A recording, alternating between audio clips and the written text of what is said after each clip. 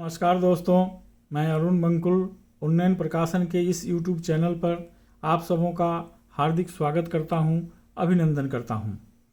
आज 14 जून दिन सोमवार, ज्येष्ठ शुक्ल पक्ष चतुर्थी, विक्रम 2078 है। 14 जून को देश दुनिया में आर्थिक, व्यावसायिक, सामाजिक, वैज्ञानिक, ऐतिहासिक, समसामयिक और रहस्य रोमांच से संबंधित क्या क्या कुछ खास घटनाएं घटित हुई, इस पर चर्चा करेंगे। यह एक अलग किस्म की परिचर्या है, इसीलिए इसे अंत तक देखने की कोशिश करेंगे। अगर इस चैनल को आपने अभी तक सब्सक्राइब नहीं किया है तो सब्सक्राइब कर लीजिए, इसमें कोई खर्च नहीं लगता, अलबत्ता मेरे प्रयासों को प्रोत्साहन मिलता है।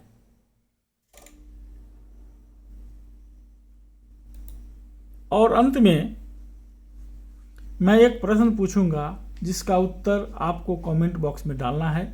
देखते हैं कितने लोग इसका सही उत्तर देते हैं। तो चलिए शुरू करते हैं। आज 14 जून है और आज का दिन पूरे विश्व में विश्व रक्तदान दिवस के रूप में मनाता है। विश्व स्वास्थ्य संगठन द्वारा हर साल 14 जून को रक्तदान दिवस मनाया जाता है। वर्ष 1997 में विश्व स्वास्थ्य संगठन ने 100% स्वैच्छिक रक्तदान नीति की नींव डाली थी। वर्ष 1997 में संगठन ने यह लक्ष्य रखा था कि विश्व के प्रमुख 124 देश अपने यहाँ स्वैच्छिक रक्तदान को बढ़ावा दें। उद्देश्य यह था कि रक्त की जरूरत पड़ने पर उसके लिए पैसे देने की जरूरत नहीं पड़नी चाहिए, पर अब तक लगभग 49% देशों ने ही इस पर अमल किया है। तंजानिया जैसे देश में 80% रक्तदाता पैसे नहीं लेते। कई देशों, जिनमें भारत भी शामिल है, रक्तदाता पैसे लेता है। ब्राजील में तो यह कानून है कि आप रक्तदान के पश्चात किसी भी प्रकार की सहायता नहीं ले सकते। ऑस्ट्रेलिया के साथ साथ कुछ अन्य देश भी हैं जहां पर रक्तदाता पैसे बिल्कुल नहीं लेते। अब सवाल उठता है कि 14 जून को ही विश्व रक्तदाता दिवस के लिए क्यों चुना गया है। दरअसल कार्ल लैंडस्टाइनर, जिनका जन्म 14 जून 1868 को हुआ था, वे अपने समय के विख्यात ऑस्ट्रियाई जीव विज्ञानी और भौतिकविद थे। उनकी याद में उनके जन्मदिन पर यह दिन तय किया गया है। वर्ष 1930 में शरीर विज्ञान में उन्हें नोबेल पुरस्कार से भी सम्मानित किया गया। उन्होंने रक्त में अग्गुल्यूटिनिन की मौजूदगी के आधार पर रक्त का अलग अलग रक्त समूहों ए, बी, ओ में वर्गीकरण कर चिकित्सा विज्ञान में अहम योगदान दिया। परमाणु बम खोजने वाले वैज्ञानिकों को समुद्र में छिपी मिली नीली व्हेल मछली की अनोखी दुनिया, खास धुन ने बनाया पता। पानी के नीचे परमाणु बम की तलाश में कुछ और ही खजाना हाथ लगा है। वैज्ञानिकों को पिग्मी ब्लू व्हेल की एक नई आबादी हिंद महासागर में मिली है। अपने विशाल आकार के बावजूद दशकों से यह आबादी डिटेक्ट नहीं की जा सकी थी। परमाणु बम डिटेक्शन एरे की मदद से पानी के नीचे मिली अकॉस्टिक डेटा को स्टडी करने पर एक अनोखी धुन मिली जिसे वैज्ञानिकों ने पहले कभी नहीं सुना था। पिग्मी ब्लू व्हेल की अधिकतम लंबाई 24 मीटर होती है और ये ब्लू व्हेल की प्रजाति है। ये नई आबादी सागोश कही जा रही है। इसी नाम के द्वीप समूह के पास हिंद महासागर में इन्हें पाया गया है। ऑस्ट्रेलिया की यूनिवर्सिटी ऑफ साउथ वेल्स की मेरीन इकोलॉजिस्ट ट्रेसी रोजर्स ने बताया कि सबसे विशाल जानवर की खोई हुई आबादी को ढूंढा जा रहा है। इससे पता चलता है कि समुद्री जीवन को स्टडी करना कितना मुश्किल है। विदित हो कि ब्लू व्हेल्स को ढूंढना बहुत मुश्किल होता है। व्हेल मछलियों के शिकार के कारण ये विलुप्त होने की कगार पर आ गई थी और फिर से बहुत धीमी गति से इनकी आबादी विकसित हो रही है। दक्षिणी गोलार्ध में कभी इनकी आबादी 3.5 लाख के करीब हुआ करती थी, जो अब 5 से 10 के बीच है। बची हुई मछलियाँ ज़्यादा संख्या में एक साथ नहीं रहती हैं, इसीलिए इन्हें विशाल महासागरों में खोजना मुश्किल होता है। इन्हें खोजने के लिए अकूस्टिक मॉनिटरिंग एक अच्छा तरीका है। हाइड्रोफोन्स की मदद से महासागर के अलग अलग हिस्सों में रिकॉर्डिंग की जाती है। खासकर हिंद महासागर में सीमित साइंटिफिक अकूस्टिक एरे सेटअप है, इसीलिए टीम ने परमाणु बम खोजने वाले डिटेक्टर की मदद ली। अवैध बम खोज रहे comprehensive nuclear test ban treaty organisation के डिटेक्टर की मदद से हिंद महासागर में आवाज़ों का डेटा इकट्ठा किया गया। CTBTO का डेटा एक अंतर्राष्ट्रीय पूंजी है। इस डेटा का एनालिसिस करने पर ऐसा व्हेल सॉन्ग पाया गया जिसे पहले कभी नहीं सुना गया था। ब्लू व्हेल सॉन्ग्स में एक ही पैटर्न बार बार रिपीट होता है, लेकिन इसकी हर उपप्रजाति का गाना होता है।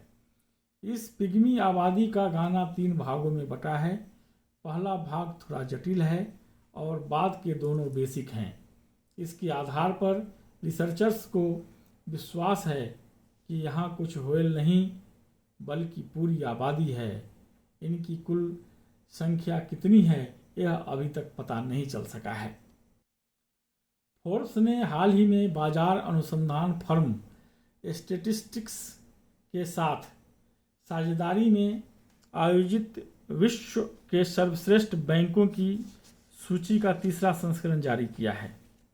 यह रिपोर्ट दुनिया भर में 43,000 से अधिक बैंकिंग ग्राहकों का उनके वर्तमान और पूर्व बैंकिंग संबंधों पर सर्वेक्षण के आधार पर तैयार की गई है।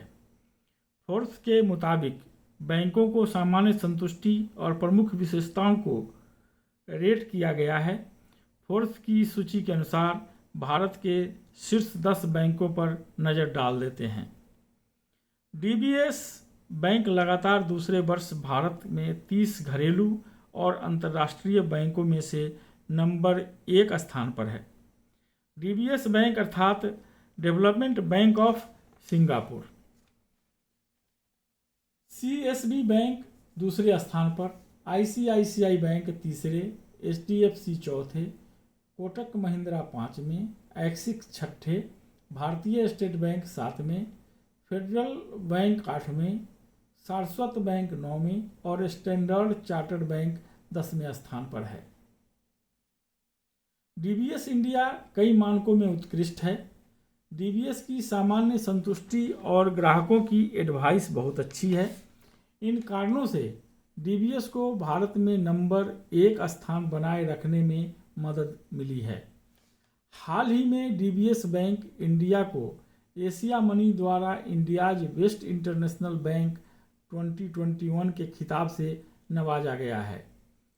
2020 में न्यूयॉर्क स्थित व्यापार प्रकाशन ग्लोबल फाइनेंस द्वारा DBS को लगातार 12वें वर्ष एशिया में सबसे सुरक्षित बैंक नामित किया गया था। DBS बैंक 26 वर्षों से भारत में कारोबार कर रहा है। वह अपने छोटे और मध्यम आकार के उद्यम व्यवसाय और उपभोक्ता ऋण संचालन को मजबूत करके लगातार विकसित हुआ है। नवंबर 2020 में लक्ष्मी विलास बैंक और DBS बैंक इंडिया लिमिटेड के एक साथ आ जाने से भारत में इसकी उपस्थिति को बढ़ावा मिला है। वर्तमान में भारत में इसकी 19 राज्यों में 600 शाखाएं हैं। रिजर्व बैंक ऑफ इंडिया ने 9,975 करोड़ रुपए के 10 साल वाले बॉन्ड को रिजेक्ट कर दिया है, ताकि 10 साल में मैच्योर होने वाले बॉन्ड को मिनिमम बॉन्ड यील्ड को 6% पर रखा जा सके। वित्त वर्ष 2021-22 में यह दूसरा मौका है जब RBI ने 5.85% के